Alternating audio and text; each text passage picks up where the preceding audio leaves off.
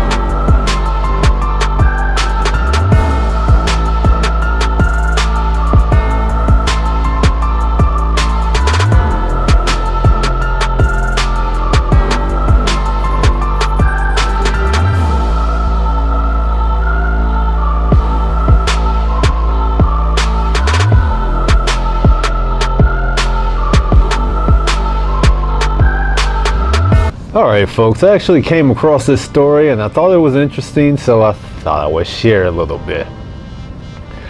Gentleman, 800 pounds, in the hospital. Don't remember why he was in the hospital, but he's 800 pounds. My guess is might have to do something with it.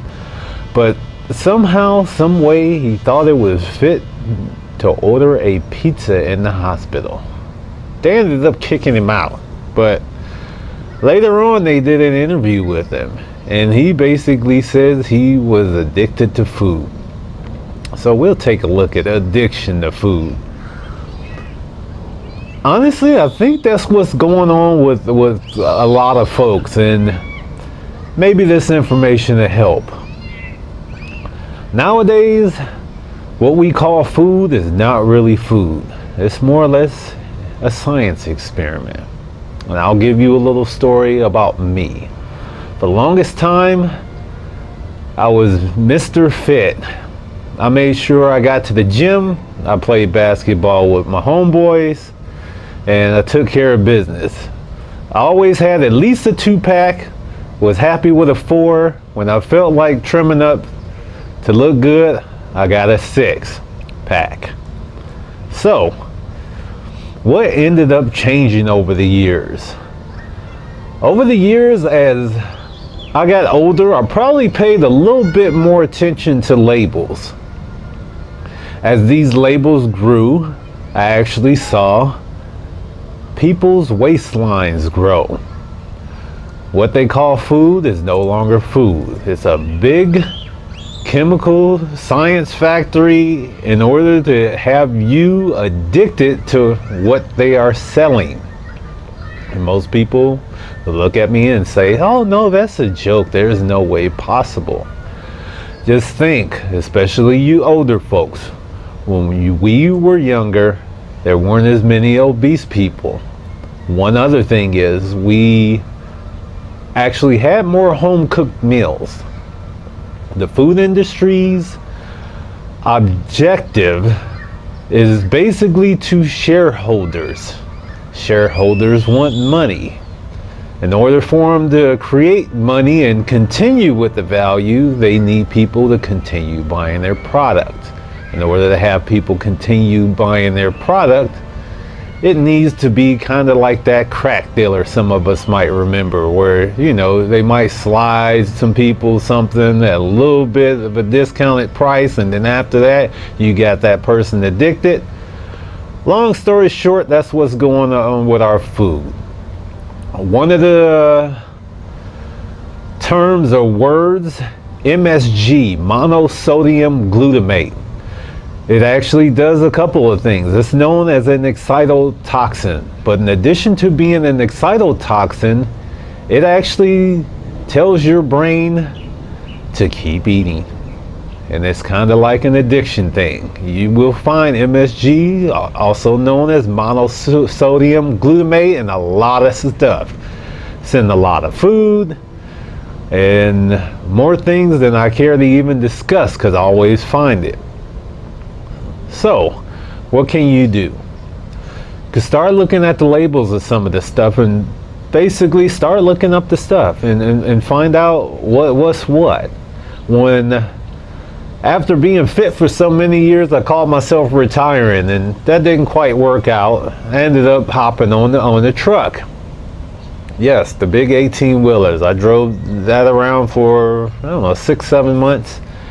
And that time period, and this is after my raw food vegan bout, I got freaking huge. I can't tell you how much, because again, I'm not a scale person. I was always one, if I wanted to keep track of how lean I was, I just looked at my body. Certain places, veins that start popping up.